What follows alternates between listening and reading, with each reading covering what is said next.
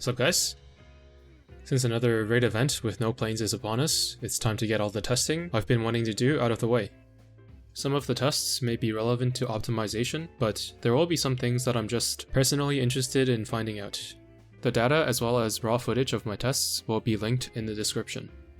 For this video, I'm testing the Hindenburg gun against the Drake gun. Initially, I thought that due to Hindenburg gun's much wider firing angle, it would have better target acquisition than the Drake gun, meaning that despite being lower in terms of paper DPS, it could exceed the Drake gun in practice. Being a long-time Drake gun hater, I'm naturally biased against the Drake gun, so the findings in this video may surprise you. They definitely surprised me. I used Portland to hold the guns, since she doesn't have many other sources of damage to add noise to the data.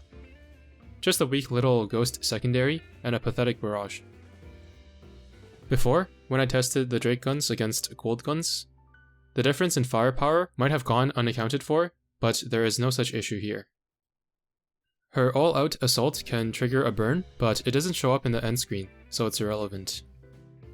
If you check the recordings, you will sometimes see that the total damage dealt is slightly higher than Portland's damage dealt, and that's due to the burn. I have taken the end screen numbers without the burn. I also don't have a plus 10 Hindenburg gun right now, so I am adjusting its damage by dividing the damage number by 1.18 to compare it to my plus 10 Drake gun. For the first set of tests, I used ships that would help my Portland survive until the end in my main fleet.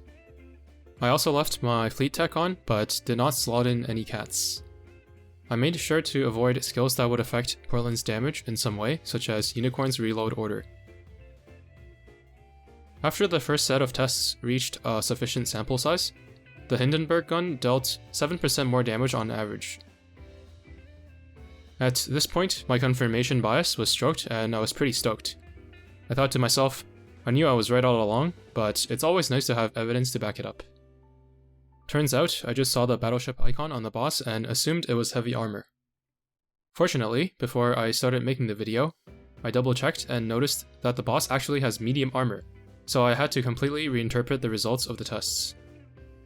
Once again, the difference was 7% in favor of Hindenburg gun, but since it should actually be ahead by 10% on paper, this means the relative hit rate of Hindenburg gun was actually lower than that of the Drake gun, despite its wider angle. So I double checked their ballistics to see if Drake gun had any advantage at all compared to Hindenburg gun, and the only thing I could find was the shell range.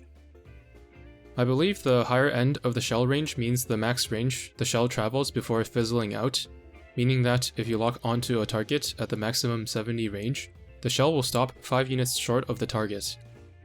Since Hindenburg gun's max shell range is 60, there's about 10 units of dead zone instead of 5. At this point, I didn't want to believe the results, so despite having made sure that the main fleet had no effect on Portland's damage, I did another set of tests using only Vestal in the main fleet, since the boss can't kill Portland within the duration of the battle anyway.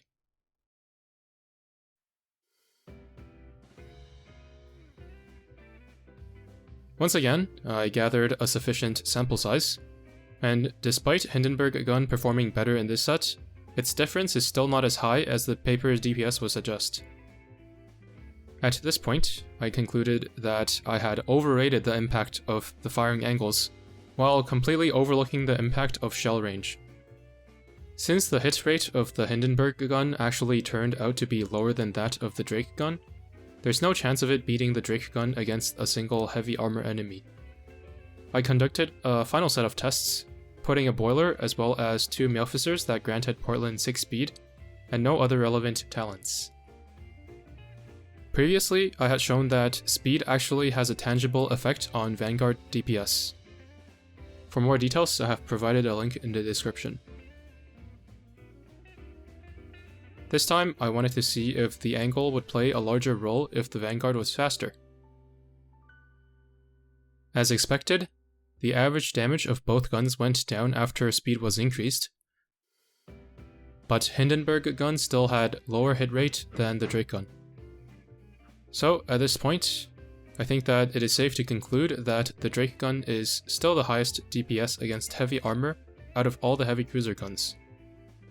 This also shows that the most important ballistic stat when it comes to heavy cruiser guns is actually the spread, as the twin AP guns I previously tested have much lower spread than both the Rainbow triple guns, and higher hit rate than the Rainbows as well. I will also point out that the hit rates are specific to this boss, who stays around the center of the field and doesn't move a whole lot, so results may vary. I would be curious to see if others can replicate these results with a similar, or ideally the same methodology. One last thing, don't forget that the Hindenburg gun pierces, so if you're able to pierce multiple enemies, you should still choose the Hindenburg gun, even against heavy armor. In the end, it seems like if you want to truly min-max Hindenburg, you'll want to make 2 +13 Drake guns for heavy armor enemies as well, and also a second +13 Unzen gun when it reruns for light armor enemies. She is one expensive... lady. But yeah, that's going to be it for this video. I hope you found it informative, and see you in the next one.